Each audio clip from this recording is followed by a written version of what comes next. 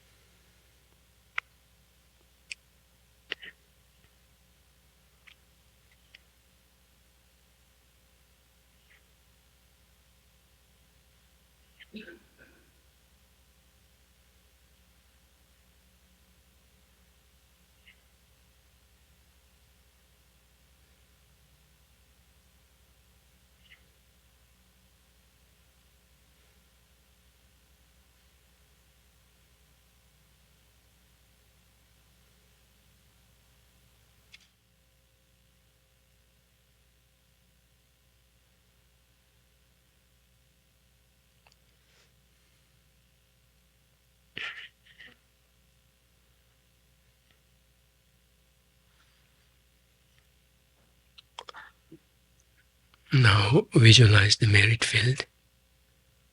We'll be saying the refuge and bodhicitta prayers, followed by the four immeasurables. So accordingly, visualize the merit field.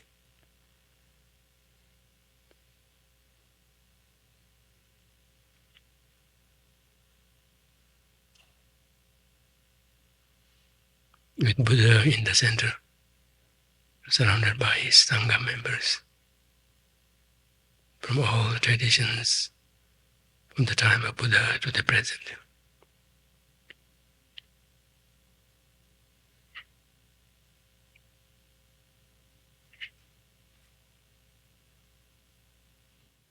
Reliable in terms of what they have gained in themselves. Think of fellow sentient beings surrounding us, all in human forms, yet undergoing their own respective predicaments. Drawing from our own current situation of how life is so delicate, vulnerable, unpredictable at any given time. How it could be turned upside down. And that's not just now and here, but every time, every moment in samsara is like that. And most of the time, having been instigated by afflictions and karmas induced by them, the changes are not going to be for the better, rather for the worse.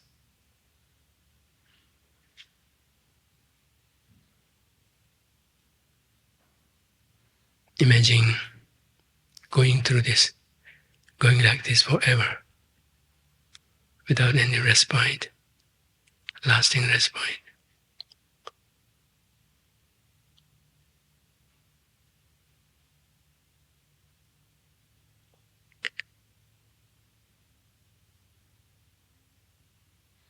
Yet all of us share in the basic aspiration for happiness, freedom from suffering.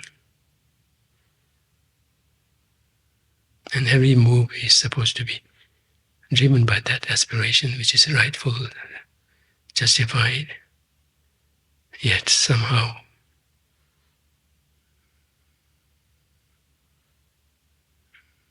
the process gets sabotaged by our own ignorance, confusion, afflictions, negative habituations, and thus end up piling up more suffering upon oneself and others, and the prospect ahead is as bleak as before.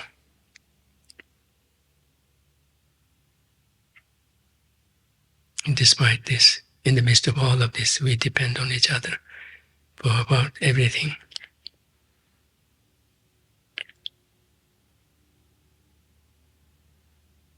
thinking along these lines and bringing in your own thoughts, generate a sense of affinity, growing into empathy, into compassion, into bodhicitta, motivation to attain full awakening for the sake of all sentient beings, led by this resolve that I must do something, can't wait for others to do it. Given the opportunity that I have, I must rise to the occasion, not waste this opportunity, but make the most of it, and the most of that, the most beneficial, effective way of serving sentient beings, as well as indirectly taking care of one's own interest, is to pursue the aim of full awakening, so that one could, through one's own experience, lead sentient beings to a similar state of being, of complete freedom, all sufferings, all negativities, all obscurations. First, we reflect back on the four immeasurables as a way of boosting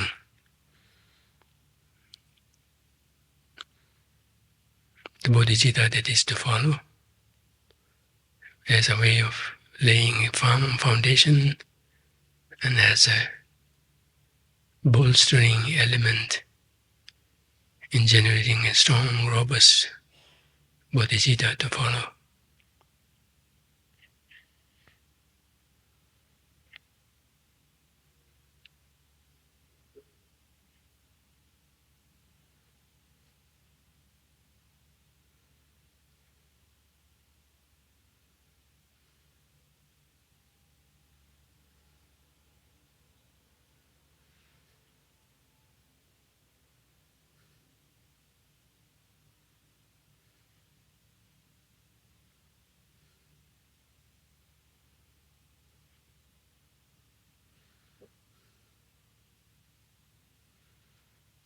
May all sentient beings have happiness and its causes.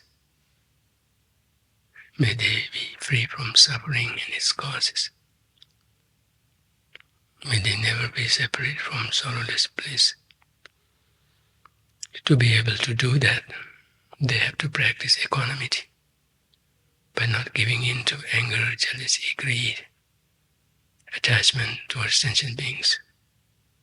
Rather start out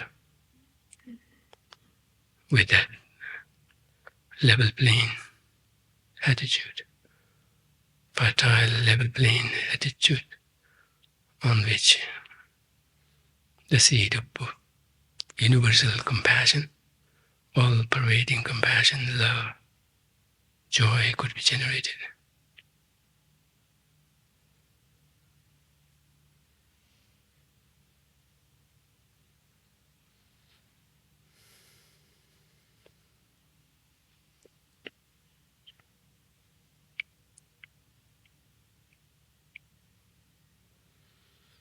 To be able to succeed in making sentient beings realize these aspirations,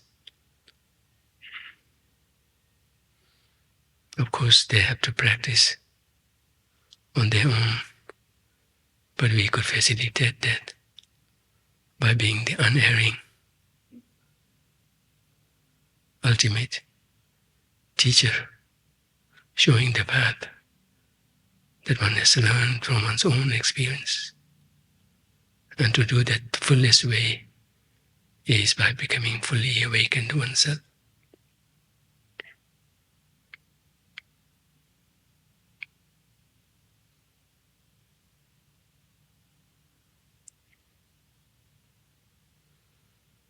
May I attain full awakening for the sake of all sentient beings.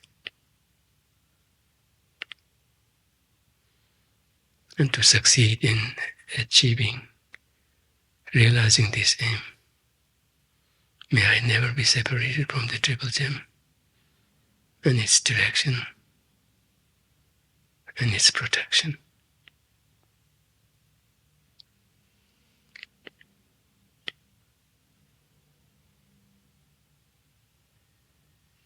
made this session where we'll deliberate on the 9th chapter of Shantideva's text, masterpiece, Way of the Bodhisattvas. May this contribute to realizing this aim of Buddhahood for the sake of all sentient beings.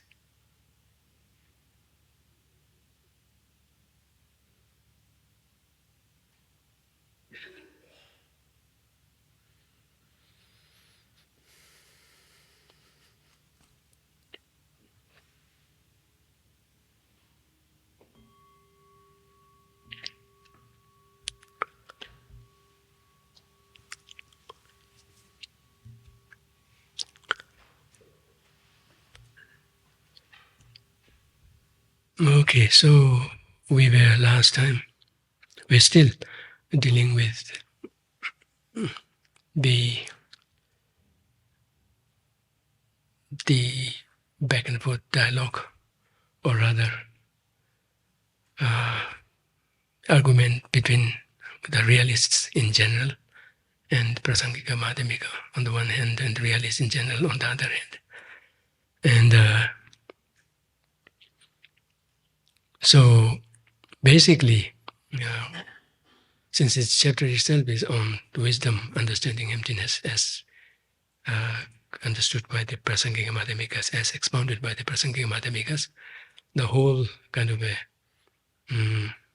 focus of this argument back and forth is on that proposition of things lacking inherent existence, which to the ears of the realist is totally undigestible and something that they cannot stomach, because they can't see existence aside from inherent existence. And more particularly, this is bolstered by the very fact that things seem to rely so obstinately, so stubbornly on their causes and conditions. And based on that, they make this case that things must have an essence of their own, otherwise how could they be so what do you call, so in a way fixed to follow their necessary causes, rather than being kind of a cheap relative, hodgepodge or cheap relative, just about anything goes, which they think would be the case if things were to have no inherent existence. So they are attacking or kind of showing their struggle with it. Not so much struggle in the beginning, because they're kind of as much confident in their position and challenging it, and eventually maybe they will give in to the force of their reasoning and logic, and kind of slowly opening their insights into it. So they kind of attack it from so many different ways, beginning with saying that the emptiness that you are proposing there is neither the need for that, nor there is any use of it. And towards that, they would go through all means of kind of attacking it, either by quoting the scriptures or using their available reasonings, whatnot. So in all of this, from the beginning through, in all of this, we've seen the Prasangikas kind of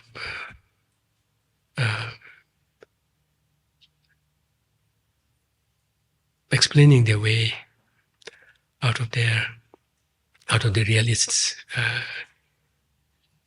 misgivings and misunderstandings, and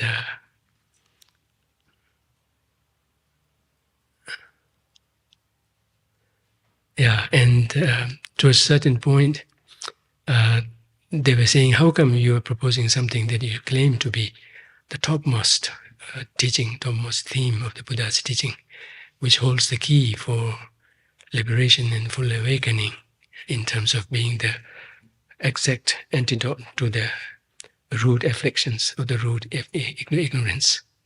How come? Because in the scriptures there are mention of some other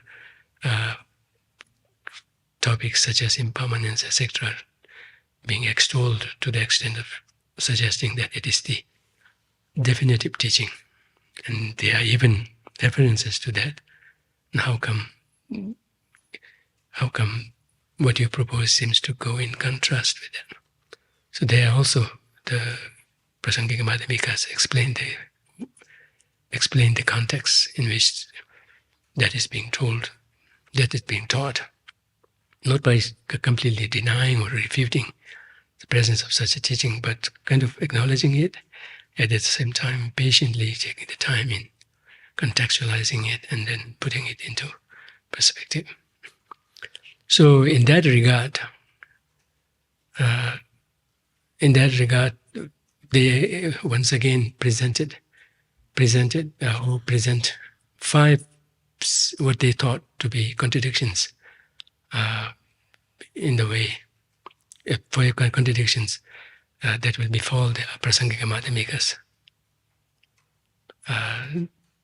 The first one is that mitakpa, the impermanence that you are claiming to be one of the valued teachings of the Buddha, even that seem to not hold the truth. Even that doesn't seem to hold the truth of being a valid teaching, because there are people who see things in a mistaken way, see things as permanent, and they present this against the Prasangika-Madhyamika, saying that what the Prasangika-Madhyamikas present in terms of how things exist, by way of being mere renown to a consciousness, seem to also affirm that sometimes, for some people, in some realities, things being permanent would bear the truth, would hold the say. And so along with this, we can see how the subtle misunderstandings in terms of what Prasangika-Madhyamika is presenting, those are being kind of met here in the course of the debate. And so that's something quite telling to catch and kind of gather them together to then build a more robust, comprehensive understanding of the Prasangika-Madhyamika's take on what they claim to be the highest teaching of the Buddha. Anyway, so in the course of doing that, they present 5 contradictions. The first is that even things being impermanent, and impermanent being an extolled teaching, doesn't hold true in your case, because there are people who see things as permanent and believe in that, and are so kind of taken in by them, and that should be sufficient enough in making things permanent, because all you are saying things are is that things do not have any intrinsic identity of their own, essence of their own. Rather, it's just by sheer designation, by sheer appeal to a particular consciousness that makes it what it is. So again, they're kind of not catching the nuances of the Prasangika-Madhyamika's presentation, and those are quite telling occasions to kind of see where we could also bump into and mistake the understanding. So anyway, there were 5 such contradictions that they raise, and just namely, the first one was even impermanence could not be sustained as conventionally existent, because of some who could see the same thing as permanent.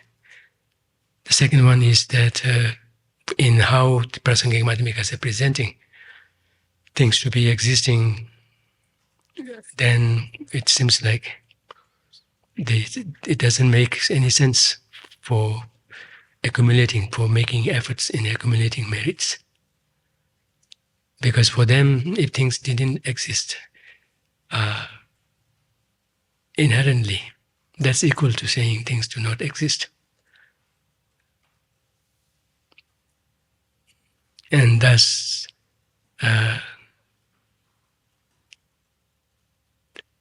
whole project or the whole teaching about accumulating merit and progressing along the path would not be viable.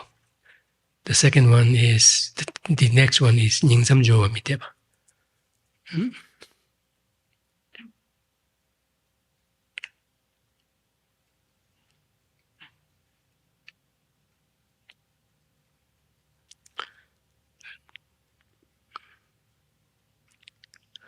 Yeah, the fact about sentient beings taking rebirth, right? Sentient beings taking rebirth would not be possible, because you are kind of liking them to an illusion, and illusory beings do not have a mind, or do not take rebirth, and the sentient beings are no different. And because of that, they could not also take rebirth. And then, Miteba. Again, based on the example of the magical illusion, they're saying that the whole structure of virtue and non-virtue and their results seem to kind of crumble down in the way you're presenting things to be. Because Milam, the beings that appear in dreams, etc., should be as real or not as the actual ones, and because of them being like illusion and having no intrinsic existence at all, and because of that, the whole enterprise of virtue and non-virtue and the workings of the causality based on that would crumble. And there we saw the distinction being made. In all of this, one thing was very clear, how unlike what the realist might have thought,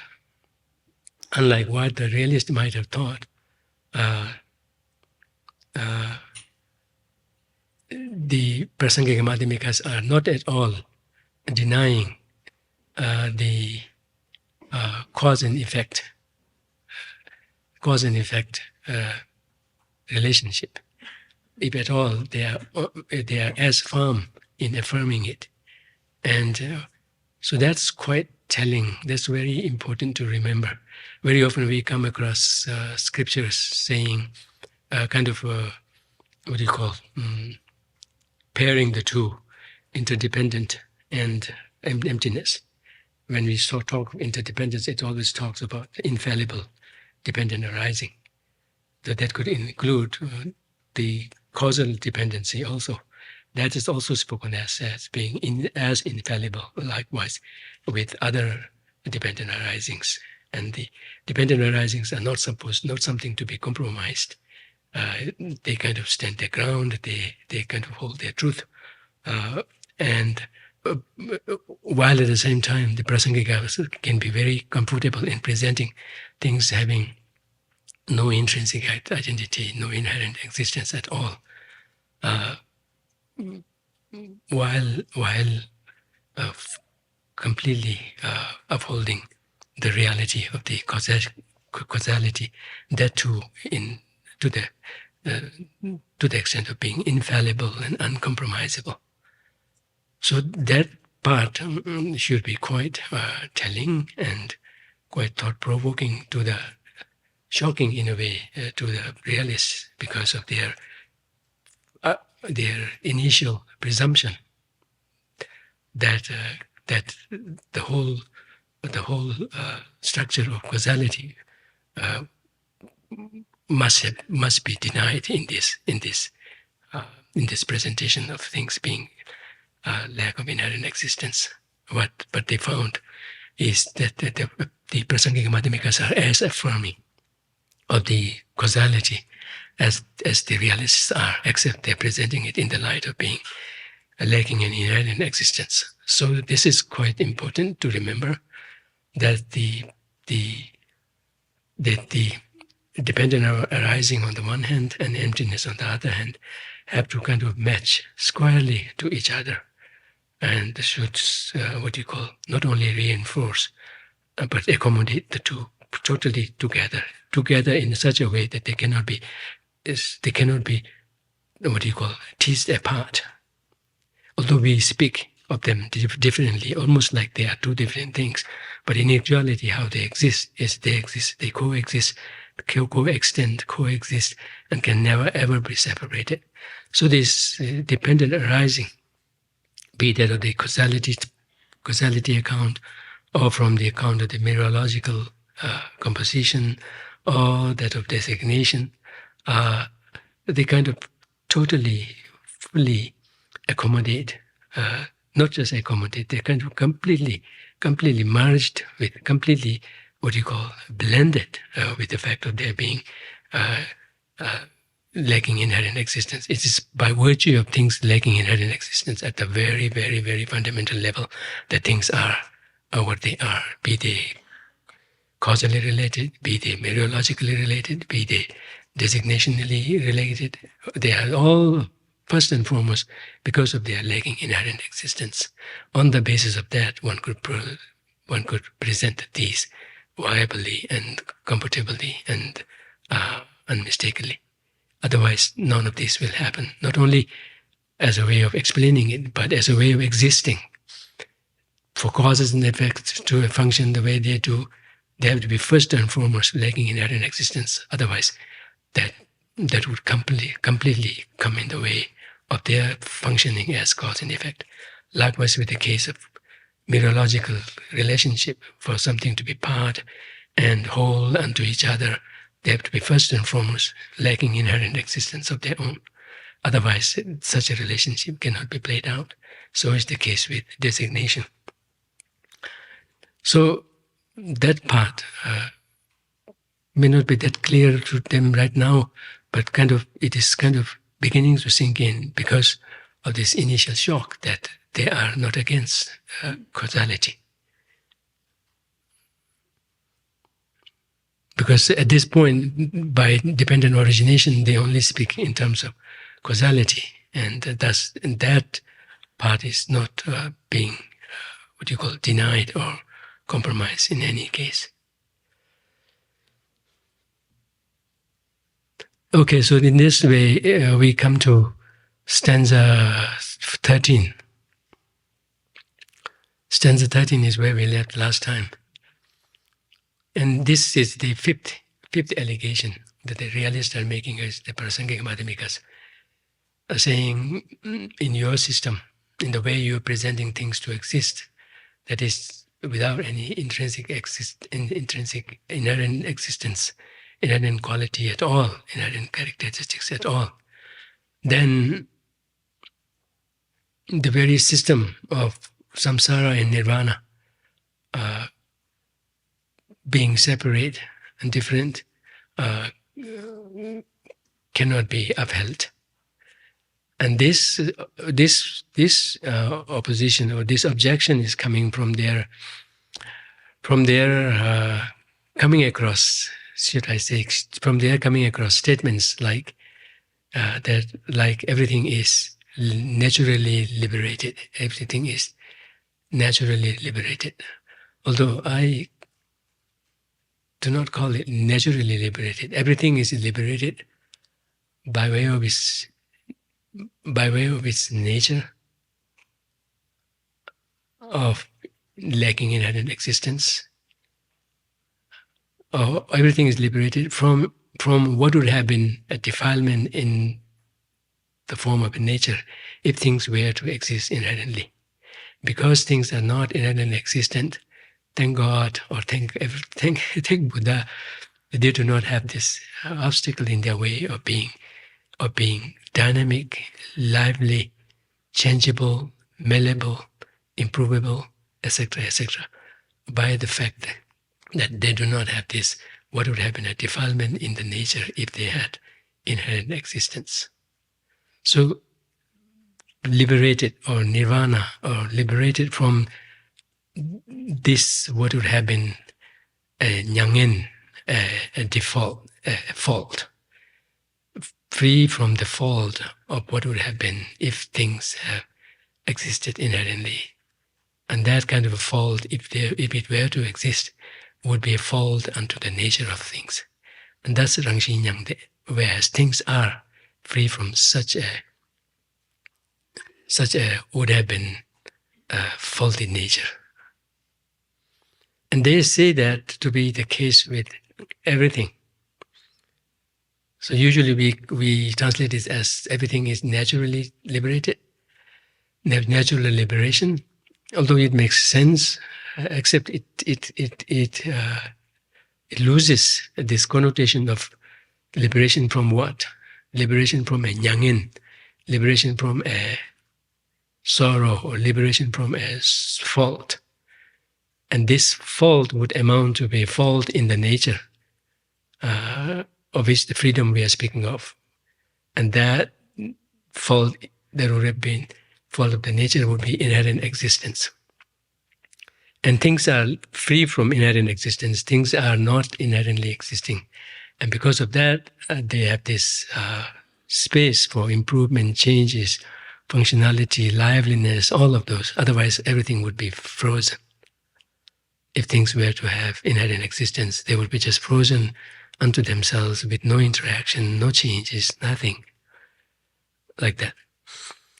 So they must have come across this statement in association with the presentation of emptiness, and where it's claimed that everything abides in a, let's call it for convenience, everything abides in a natural liberation.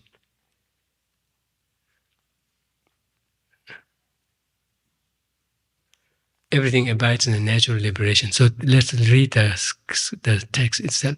Stanza 13.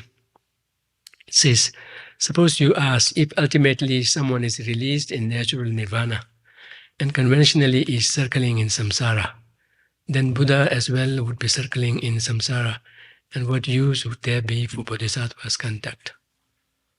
So that's the objection. That's the that's the objection raised to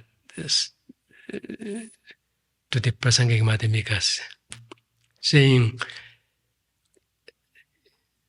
I think in English translation it is better put in aligning ultimate and conventionally along the same space.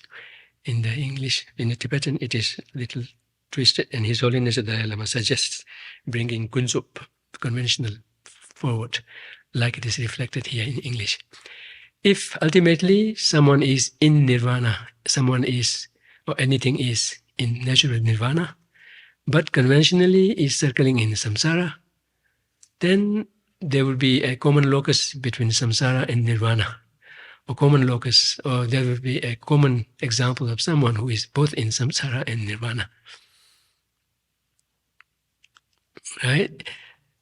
If that's the case, then even Buddhas would have to be circling in samsara sometime or the other. No, not sometime or other. Sooner or later. Even Buddhas would have to be circling in samsara sooner or later. And what use there be for Bodhisattva's conduct? So the reason for this is that this claim of things being naturally liberated, or things being liberated from their, what would have been a fault in nature problem, since they are naturally liberated, since they are naturally liberated, or since they are in natural nirvana, and that should be actual nirvana. That's what they think. The realists think that natural nirvana should also be actual nirvana. And since samsara is by nature empty of inherent existence, that should also be abiding in natural nirvana. Yet at the same time, in conventional terms, being in samsara, is being driven by afflictions and actions induced by them, and thus continuing, kind of perpetuating the cycle of birth and death induced by causes and karma and afflictions. Thus, there could be something or someone who is conventionally circling in samsara under those influences of the karma and afflictions, yet at the same time be comfortably abiding in natural nirvana. How could these two come together? and as a consequence for that, they are so confident that they are right in reading the Prasangika-Madhyamika's statements, and they're kind of saying, this is such an obvious contradiction in your position that you are claiming. And before waiting for the Prasangika-Madhyamika to answer, they rush to throw in the consequence of their position, saying that Buddhas as well would be circling in samsara. Although Buddhas have attained full awakening now, but sooner or later they would also be circling in samsara. So the reason for that is not so clear in the scriptures. But I think that given someone being in the natural nirvana doesn't protect them from being in the samsara, then how could the nirvana that Buddha has attained be any different? In being liable to kind of falling off sometime, and then put the Buddhas back into samsara. If that's the case, then what would be the use for Bodhisattva conduct? What's the use for all those efforts in attaining full awakening for the sake of all sentient beings, if that's something not that stable and would eventually come down? Yeah, so basically their misgiving is that natural nirvana should be actual nirvana. Natural nirvana should be an actual nirvana, and because everything is abiding in natural nirvana, they should be all abiding in actual nirvana, or some kind of actual nirvana. And that nirvana should be as good as in kind of relieving them from suffering. Yet at the same time, if conventionally they are suffering in samsara, then what good is such a nirvana? And also, what good is the state of Buddhahood if someone abiding in nirvana could as well be plunged in samsara at the same time?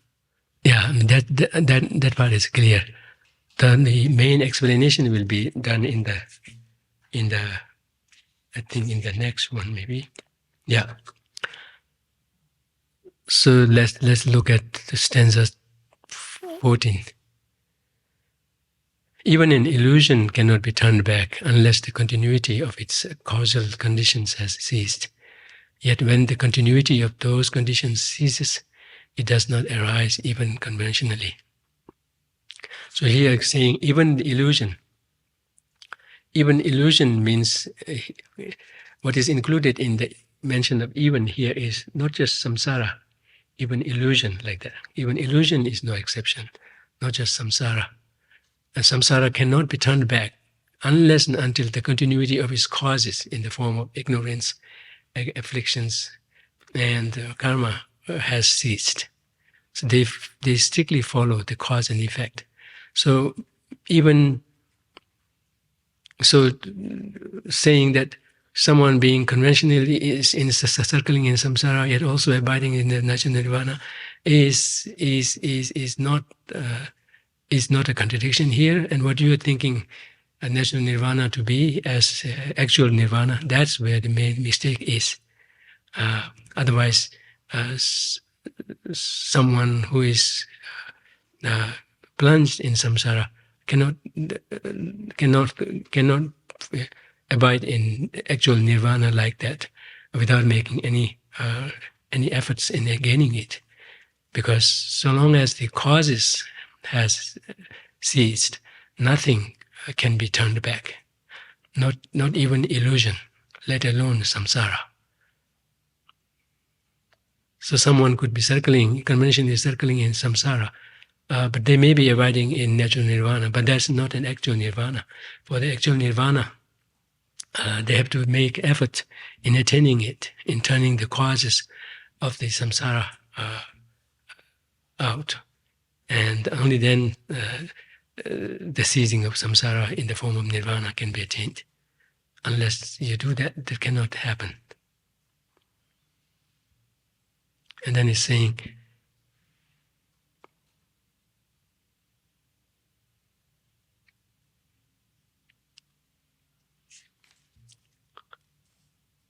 so for samsara to stop, the ignorance and other causes of samsara, ignorance and the afflictions given rise to by ignorance, and the actions induced by them has to stop. Until that has stopped, the continuum of the samsara cannot be brought to a stop. And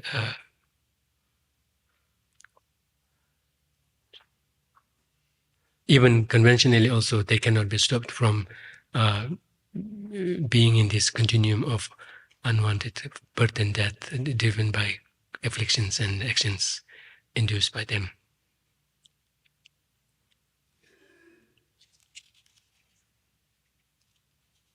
And yet, when the continuity of these conditions ceases, it does not arise even conventionally. Even conventionally is saying, when the continuity of these conditions cease, when the affliction and the ignorance afflictions induced by it, and the actions induced by the afflictions, if they stop, then samsara has no choice but to stop. Even conventionally also, they could stop. Not only ultimately they are always abiding in natural nirvana, but even conventionally, samsara cannot function as samsara once the causes for them ceases.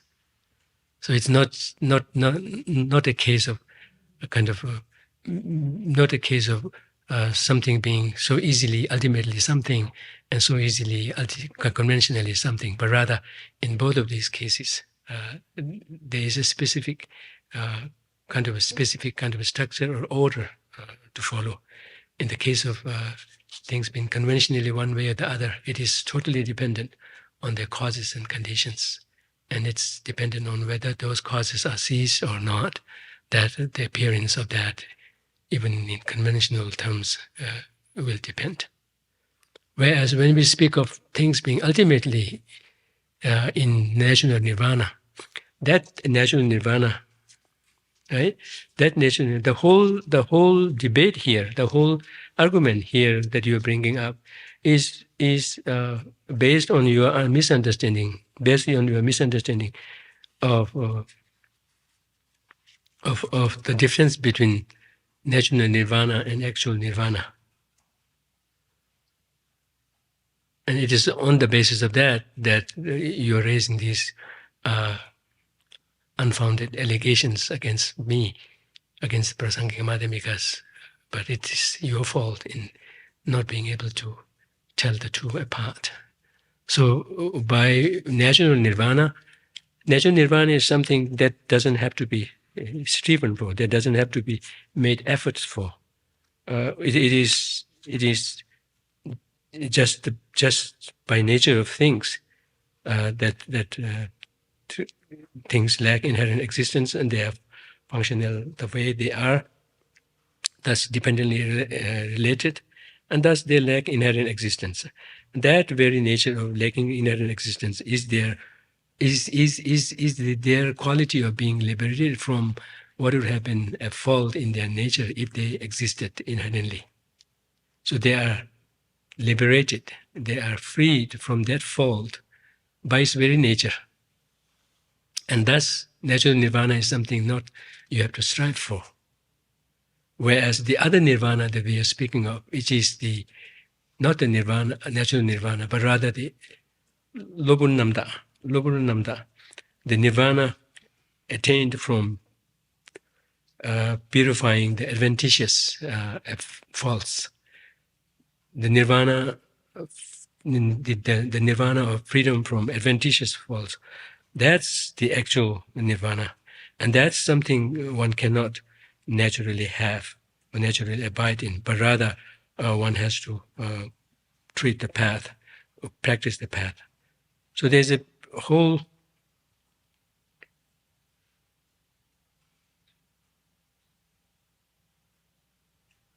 So there's this whole difference between these two. One is naturally abiding there in everything and doesn't have to be worked for. It's just their very nature. Whereas this nirvana, free from the adventitious faults, is the freedom from is the ceasing of the samsara, ceasing of the samsara, the cyclic existence, the continuum of that cyclic existence driven by afflictions and karma. When that stops, that's called nirvana, free from the adventitious faults. So sometimes we speak of nirvana from this angle of freedom from the aggregates. So when the aggregates induced by the afflictions and the actions are stopped, put to an end once for all, that is nirvana. And in other terms, we speak of nirvana from the causal terms, from the causal point, when we say when afflictions and the actions induced by them are stopped or ceased, that's nirvana. It's just the same thing approaching from the two ends, one from the cause end and one from the resultant end. Otherwise, it's the same. Yeah, so I think that is clear. I hope so. Now let's move on to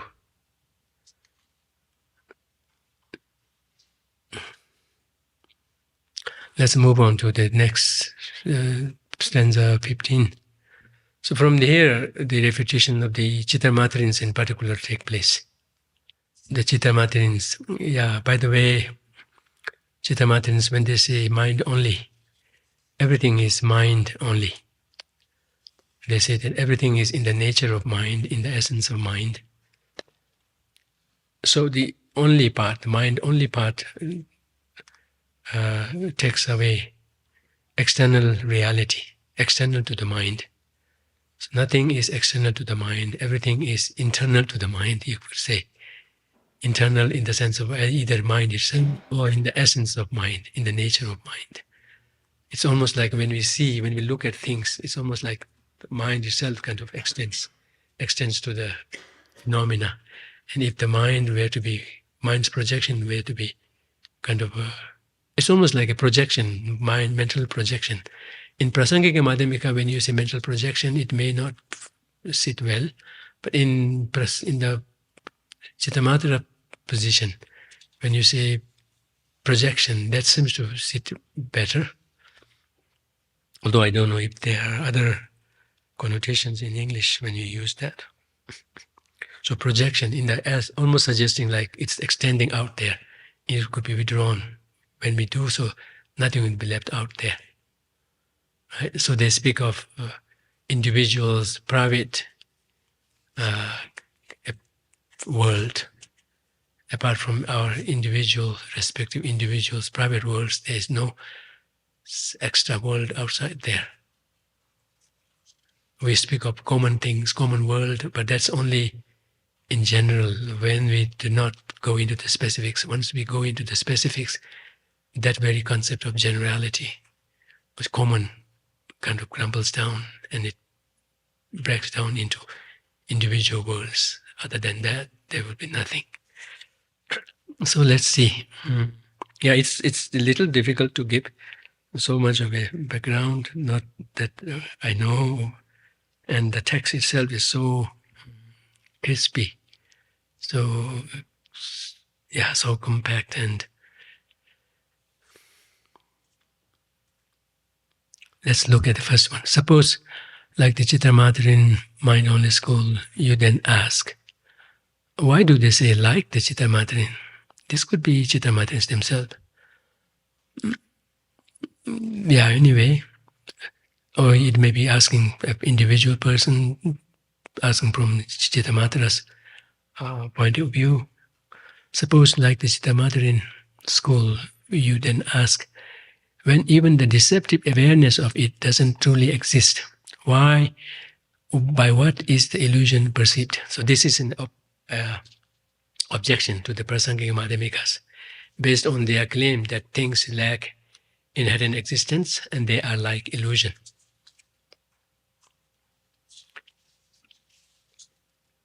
Let me see, this is right.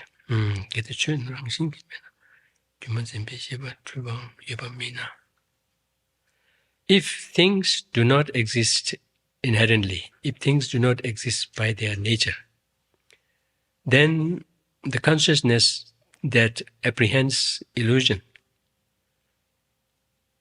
which is itself mistaken consciousness, nonetheless, is something that is apprehending illusion.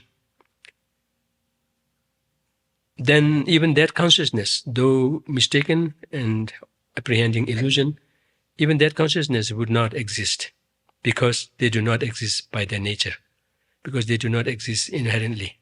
So they're still sticking to this position that things must exist inherently, otherwise they would be equal to no existence. And they're then attacking the Prasangika-Madhyamika, saying, in accordance to your position, you claim that the mistaken consciousness, that apprehends illusion, that should not exist because nothing exists inherently, nothing exists by its nature. If that consciousness doesn't exist, then what is the object that this consciousness perceives? The perceiver will not be there. Then what is an object in relation to that it perceives? Even that would have to be denied, or that would have to be denied. So that's kind of a consequence.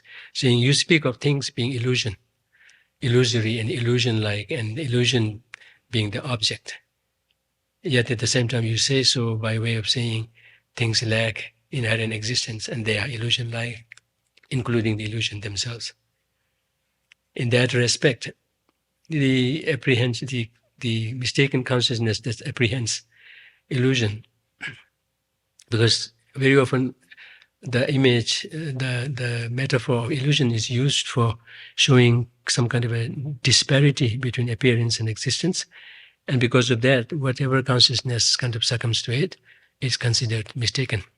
So it's bringing both the illusion part and the mistaken consciousness part together in kind of making this case more obvious, saying this mistaken consciousness that apprehends illusion that you speak of so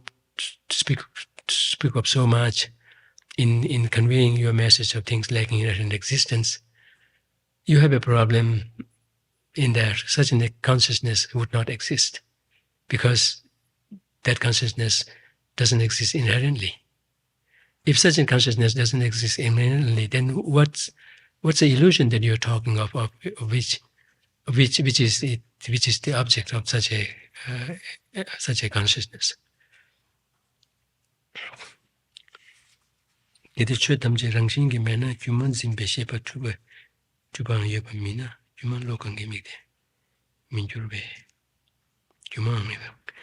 because the illusion will not be perceived by any such consciousness, because such a consciousness in the first place doesn't exist, because it doesn't exist inherently, then the so much talked about illusion also doesn't exist. So they present this, what they think is a contradiction to what the Prasangika-Madhyamikas have been saying all along, saying that they have presented a contradiction in the face by turning their own argument against the Prasangika-Madhyamikas. They think that they succeeded in doing it by saying that you are kind of dismantling everything that you are presenting by this very postulation that things lack inherent existence. So again, this is clear that for them, for things to exist, it must exist inherently. Otherwise, there's no other way of things existing. So this thing about existing but not inherently is very important to remember. We may have some sense of there being different, but we have to see how deep it goes. Does it just remain at the semantic level, and or does it really convey some kind of a strong basis for making the distinction apart? And then one has to remember that all of this has to be situated on the ground that the conventional working of causality is as valid as always, no matter what. And yet at the same time, on the basis of that, one has to make sense of things lacking inherent existence in a very radical sense, kind of, because such a claim would then imply things being merely projected, though dependently related, causally related, and causally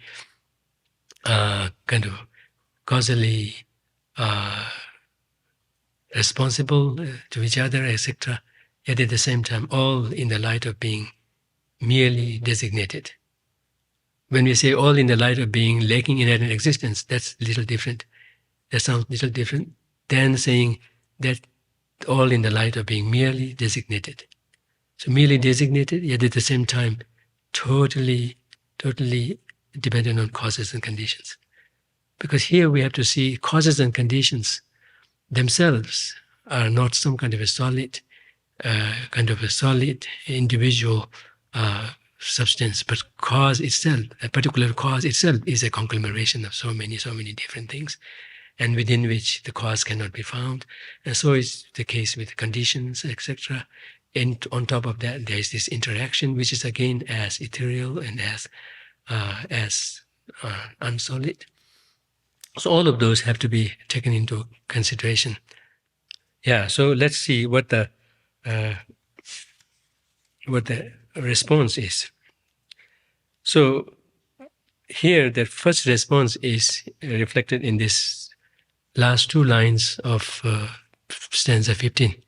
Since according to you, if the illusion itself does not externally exist, then what is being perceived? It's kind of turning the table back to the Prasangika, to the Realists, to the Cittamatrins, by using their same reasoning. So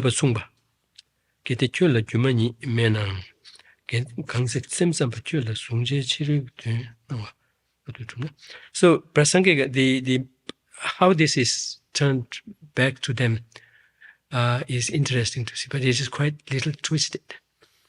In accordance with the explanation, it says like this: for the Cittamatras, the object appears to be externally existing. The object to a consciousness appears to be externally existing.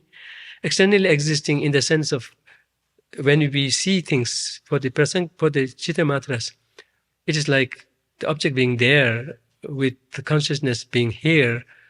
Almost there is a difference in entity between the cause, between the object and the consciousness.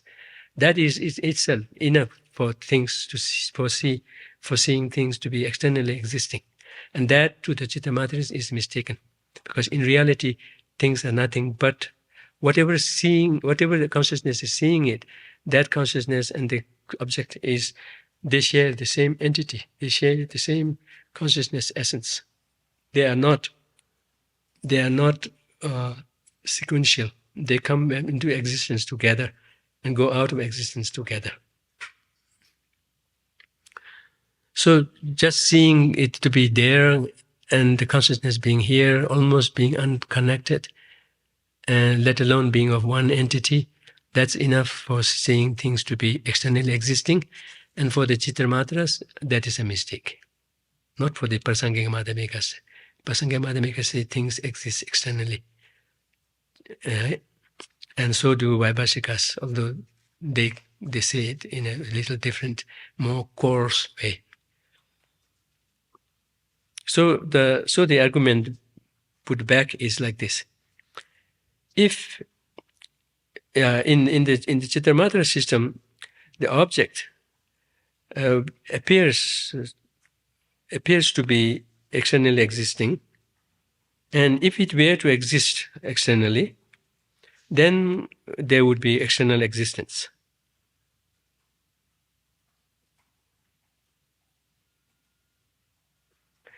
In that case, things being illusion-like, in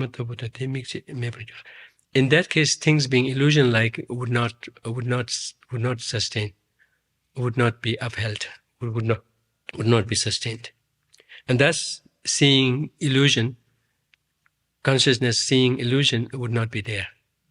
So it's saying that if things were to exist seeing things were to exist the way they appear to a consciousness, if the thing appearing as externally existing were to exist the way they exist, then they should be externally existing.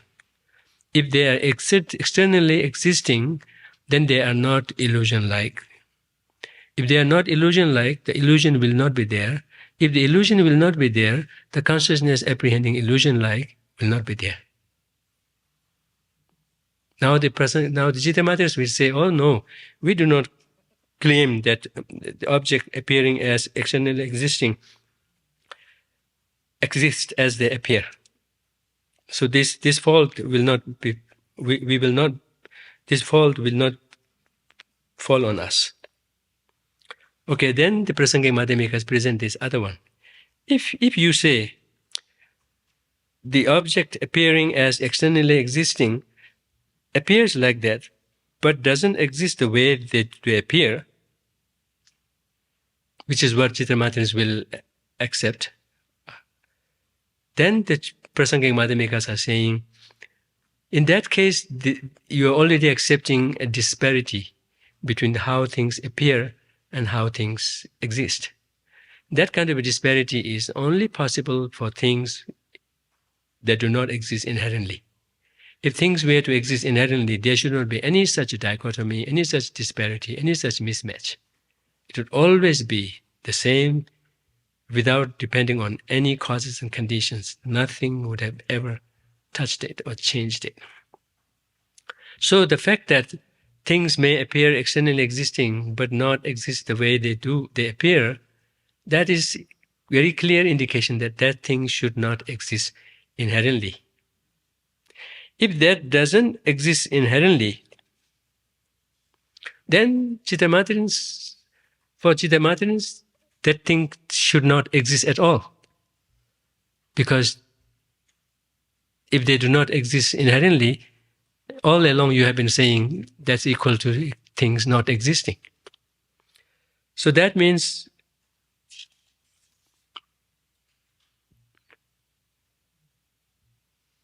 the object appearing as external existing but not exist that way should not exist at all.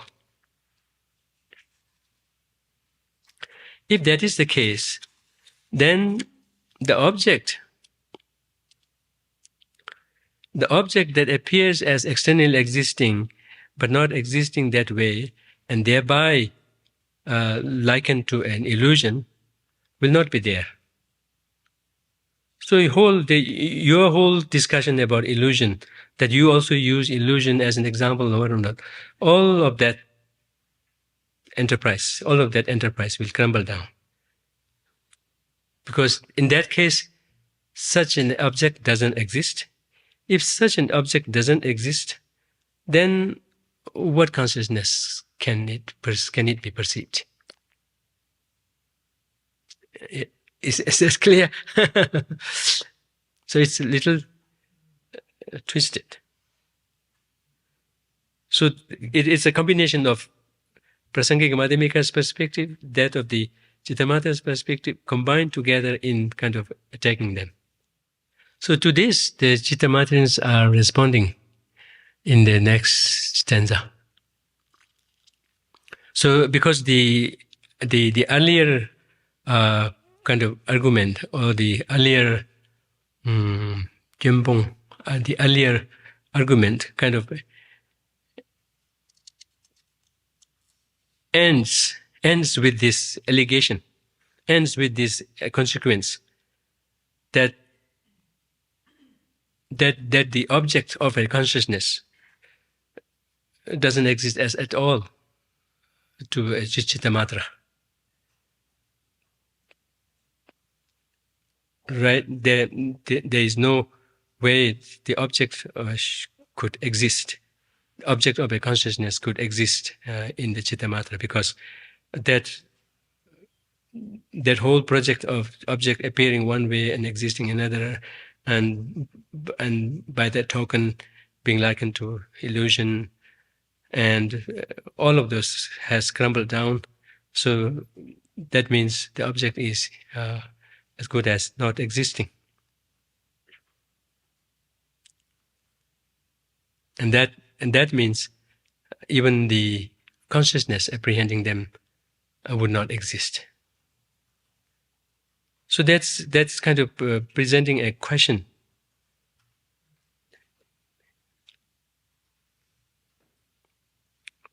Presenting a question like, how do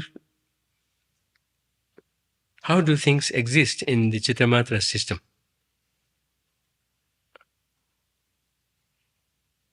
They appear as inherent, they appear as externally existing, but you say that they do not exist that way. If that's and that whole project has crumbled in the face of this argument. And now, in your case, objects such as form, sound, should not exist at all. So to that, they propose this perspective, this new perspective of how things exist, by saying, stanza 16, right? Suppose you answer, in actuality, it exists as something else, the aspect of which is the very mind itself. So in a way, they took this argument quite seriously, and kind of felt the whole project, the whole claim of things appearing as existing externally but not existing that way, they claim that this being questioned, and they see the need of presenting a more refined kind of a approach to this, and that they do in this stanza.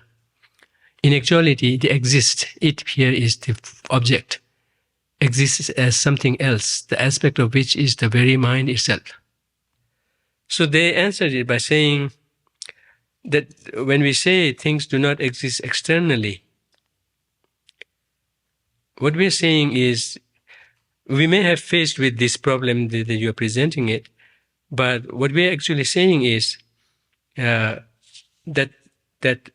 equal to saying things do not exist externally, it is the same thing as saying they exist as the aspect of consciousness. They exist as the aspect of consciousness. They exist as a dimension of consciousness. We use the term aspect for the Tibetan term number, but I don't know if it always conveys the right meaning or not. So it's like it exists as a dimension of the consciousness, as a dimension of the consciousness, as nothing but the substance, as nothing but sharing the same substance as the consciousness itself. That's how they exist, and thus we claim that they do not exist externally.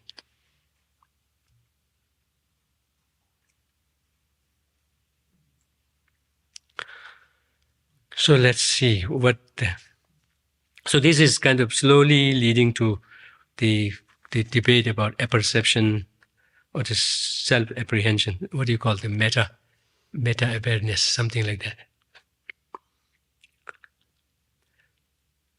So to that, the opposition from the Prasangika-Madhyamika is reflected in the next two lines of stanza 16. Well, when mind itself is like an illusion, lacking external objects, then what is being seen? What is being seen by what?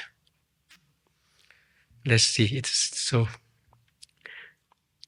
Now here, when mind itself is like an illusion. So here, mind itself is likened to an illusion, or mind itself is mind itself is likened to have an object that is illusion-like, and instead it doesn't have any reality external to it. Then it is almost like saying the mind has no object other than itself. Because the object that you spoke of as existing not externally is equivalent to saying that the object itself is a dimension of the consciousness, is an aspect of the consciousness sharing the same substance as the consciousness. And that is almost suggesting that there is no object for the consciousness other than itself. Because the object itself is the mind, sharing in the same substance, and being of the dimension of the consciousness. It's almost like saying you're just speaking of just one thing, consciousness alone, as opposed to an object to it, and as opposed to an object to it. In which case, the very concept of seeing and seer and the seen crumbles down.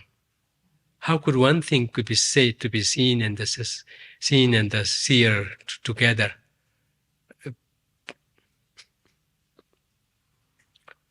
So this is kind of, in a way, there may be some misunderstanding, but in both cases you can see how they kind of push the boundary a little bit in making their case, and then in the course of which clarifications happen.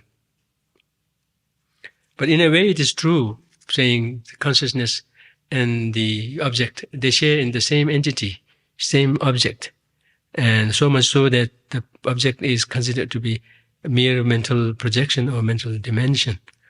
And in such case, to speak of seer and the seen would be almost out of place.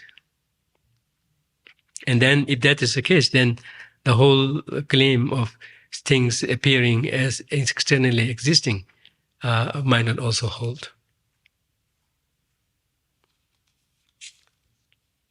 So this will lead to, well, when mind itself is like an illusion,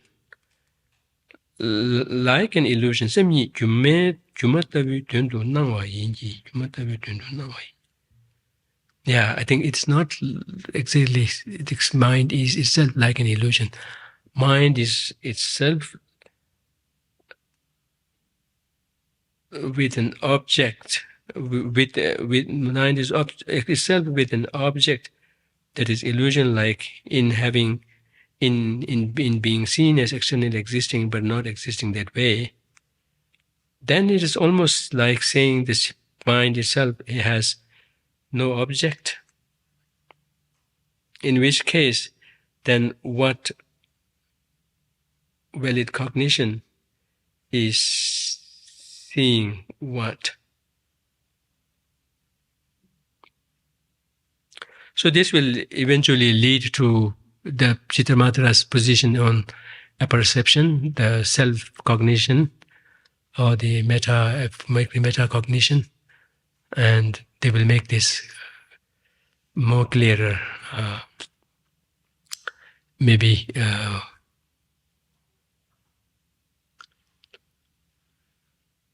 maybe we will leave it there.